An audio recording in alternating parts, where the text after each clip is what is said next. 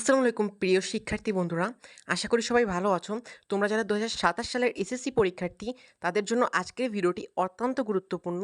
তোমাদের এসএসসি ২০২৭ এর প্রাক নির্বাচনী বা প্রি-টেস্ট পরীক্ষা এবং মূল পরীক্ষার নিয়মে শিক্ষা মন্ত্রণালয় এবং বোর্ড কিছু বড় পরিবর্তন এনেছে।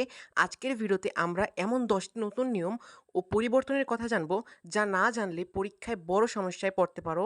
তাই ভিডিওটি একটু স্কিপ না করে শেষ পর্যন্ত দেখো এবং বন্ধুদেরকে শেয়ার করে দিতে ভুলবে না। তো দেখো বন্ধুরা, তোমাদের প্রথম যে পরিবর্তনটি আনা হয়েছে সেটি হলো পূর্ণাঙ্গ সৃজনশীল ও বহু নির্বাচনী কাঠামোতে একটি বড় পরিবর্তন কিন্তু আসছে।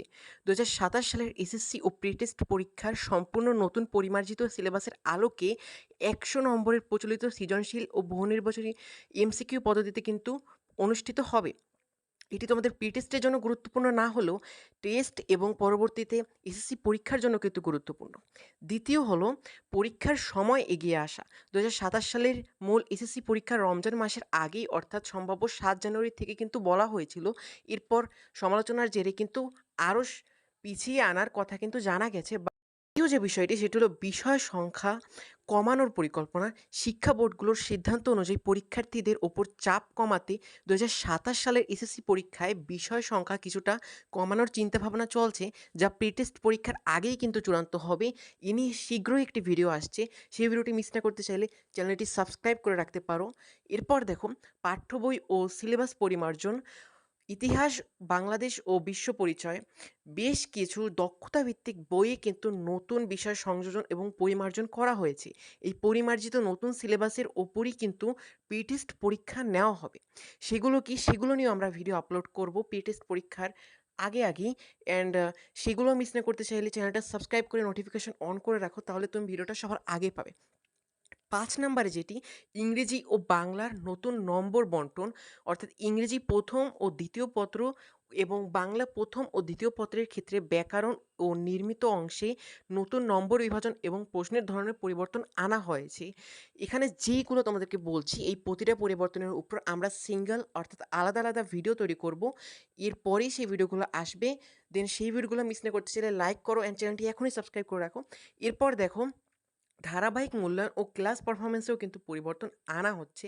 অর্থাৎ শুধু চূড়ান্ত খাতার উপর ভিত্তি করে নয়, ক্লাসের উপস্থিতি এবং অ্যাসাইনমেন্ট বা ধারাবাহিক মূল্যায়নের উপর নির্দিষ্ট নম্বর প্রি-টেস্টের ফলাফলে কিন্তু যোগ হতে পারে। এটি কিন্তু হতে পারে বলেছি, তার মানে এটি যে হবে এমন কিন্তু না। এরপর দেখো তৃতীয় ভাষা শিক্ষার সংযোজন কিন্তু আনা হচ্ছে। শিক্ষার্থীদের দক্ষতা বাড়াতে বিদ্যমান কাঠামোর মধ্যে তৃতীয় কোনো ভাষা যেমন আইসিটি বা বিদেশি ভাষা শিক্ষার বিশেষ অংশ বা চ্যাপ্টার অন্তর্ভুক্ত করার পরিকল্পনাও কিন্তু নেওয়া হয়েছে। পাস মার্কের কড়াকড়িও কিন্তু নেওয়া হয়েছে।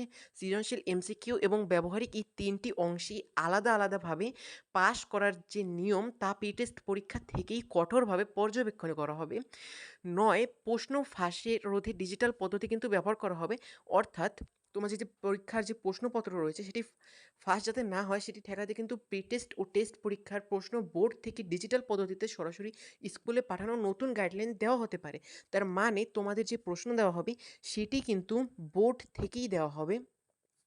সেটি কিন্তু তোমাদের বোর্ড থেকেই দেওয়া হবে, এটি 100% নিশ্চিত থাকো। ১০, প্রি-টেস্টে ফেল করলে মূল পরীক্ষা অনিশ্চিত। অর্থাৎ অনেক শিক্ষার্থী প্রি-টেস্ট পরীক্ষাকে গুরুত্ব দেয় না। তবে নতুন নিয়ম অনুযায়ী প্রি-টেস্টের ন্যূনতম যোগ্যতা অর্জন না করলে টেস্ট পরীক্ষায় বসার অনুমতি কিন্তু দেওয়া হবে না। এরপর বোনাস টিপস এবং পরীক্ষার প্রস্তুতি নিয়ে তোমাদের যেটা বলতে চাই সেটা হলো, যেহেতু পরীক্ষার সময় এগিয়ে আসছে এবং সিলেবাস পরিমার্জিত হয়েছে, তাই তোমাদের এখন থেকেই প্রতিদিন রুটিন করে পড়ালেখা করা উচিত। বিশেষ করে বাংলা ও ইংরেজির নতুন প্রশ্নের কাঠামো অ্যান্ড রাইটিং পার্টগুলো বেশি করে চর্চা করো। অ্যান্ড তো বন্ধুরা, এই ছিল এসএসসি ২০২৭ প্রি-টেস্ট পরীক্ষার ১০টি নতুন নিয়ম। তোমরা এই নতুন নিয়মের সাথে কতটা প্রস্তুত তা অবশ্যই কমেন্ট করে জানাও। ভিডিওটি ভালো লাগলে একটি লাইক দাও। অ্যান্ড তোমাদের যেটা বললাম যে যে ভিডিওগুলো আপলোড হবে সেগুলো কিন্তু খুব শীঘ্রই আপলোড হতে যাচ্ছে। তাই চ্যানেলটি সাবস্ক্রাইব করে রাখো অ্যান্ড নোটিফিকেশন অন করো, তাহলে অবশ্যই ভিডিওগুলো তুমি পাবে। নইলে এত চ্যানেলের মধ্যে আমাদের চ্যানেলটি খুঁজে পাওয়া কিন্তু পরে তোমার জন্য অনেক ডিফিকাল্ট হয়ে যেতে পারে। ধন্যবাদ সবাইকে।